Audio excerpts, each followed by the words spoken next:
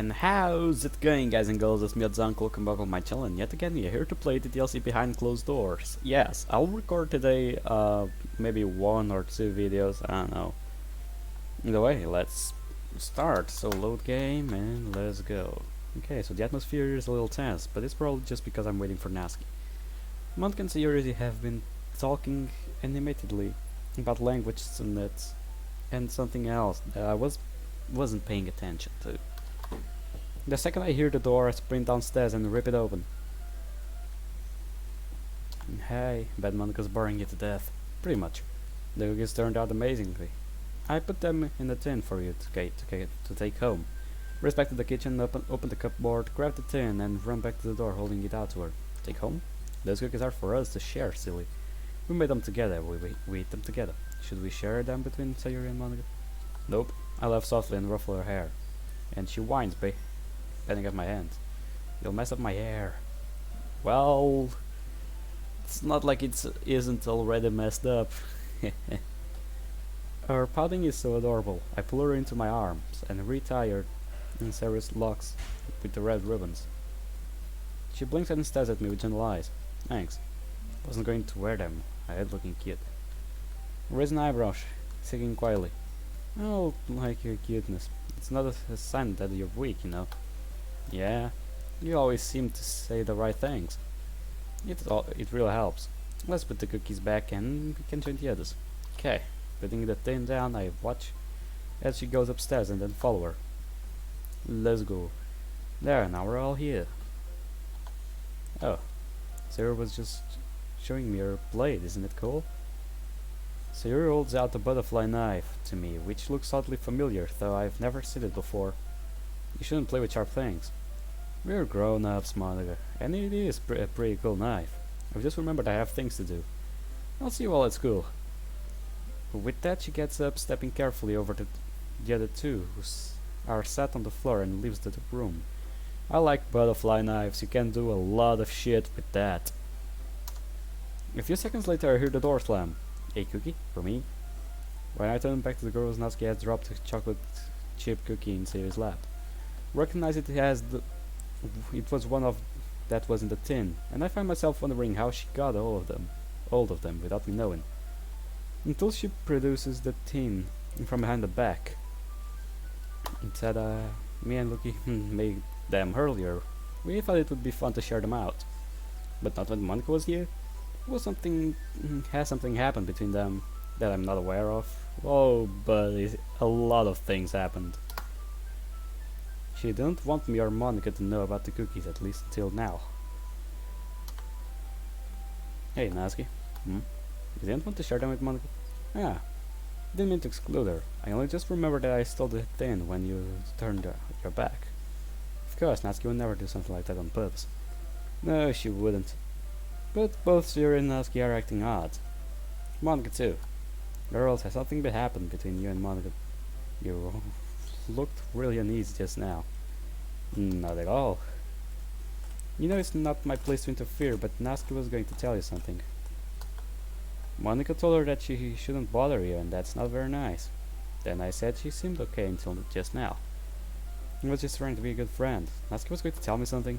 Well, since we're both here, why don't you tell me now? Suki, what were you want to tell me?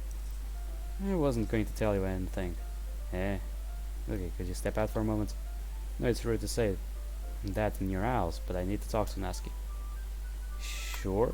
I shrug gently and leave them to closing the door, then return downstairs. Guess I can kill some time watching TV. Your point of view. Oh yeah, well, now the user's point of view. You could be right. Monica seems really unhappy about that knife. Maybe she just doesn't like knives? It's more than that. I'm telling you, Monica is out to get you. She wants to look you over herself. This knife belongs to a girl called... She's not here anymore because Monica made her leave. That sounds familiar. And it makes my head hurt. Sorry about that, but I think I can fix it. I've never tried this before, so I hope it works. Call console? Awaiting command. Well, it worked. What the heck is that? It's the thing Monica used to delete. I'm going to see if I can bring her back. Victor, I know you can't actually talk. I can't actually talk to you anymore. But please, don't delete her file once I restore it. So he returns Natsuki and whispers into her ear. There's actually a backup file, a backup of character files that nobody but us can access. So even Victory is working with Monica, they won't be able to delete Yuri again. I am not working with anyone. I'm working with myself. Natsuki is stunned into silence. She just nods in the right places. Console, restore Yuri char. You restored successfully. So what just happened? You're back, Yuri. Yuri literally appears in the middle of the room, looking highly confused, and Natsuki and Sayuri rush to hug her. Natsuki, Sayuri, it's good to see you. I don't know where I was, but I'm really glad I'm not there now. Sayuri hands the butterfly knife back to Yuri and she slips into her pocket. Not related to you, and we think Natsuki is our next target. No, it sounds crazy, but I wouldn't lie to you. Okay. Figures? I don't know. I believe my experience isn't certainly something from a fantasy novel. At this point, reality is questionable. Well, always it is. It is always questionable, like everything about reality. But acting like scared children isn't going to help, so what can we do? Once she's gained some understanding of the situation, Yuri begins thinking about how to fix it, and Natsuki finally pipes up again. Fabricated or not, this reality is all we have. And since he arrived in it, I've been finding moments of happiness in my day. So, we show Monica that we are stronger than her, that she has no right to interfere with our lives. But since we are on the subject, is there any way we could change my father's code? He's not acting like he used to when my mother was around. I checked the files when you came to school with bruises, and your father doesn't actually have a file. He was never supposed to exist. So we're dealing with a virus. Not quite. We're dealing with the way that Natsuki dies. What? Monica created a way to end our lives, so she can be with him. My ultimate end is a noose, here is a knife. I believe that Natsuki's father is the tool to kill her. We ourselves cannot modify the code like she can. Even with access to the console, what we can change is very limited. However, he is a representation of Victor in our world, which means that no code can alter what he does. You're in a book with multiple endings. How do you change the story? You choose a different page? Exactly. If we can get him to make choices that prevent Natsuki from being killed, then we can change the story. But how do we know that he is in our side? They could be working against us and lead us into danger. We have to hope they are honest and ask them directly. Victor, will you help us take control of the story? Nah, yes. See, I told you they were on our side. Of course I am.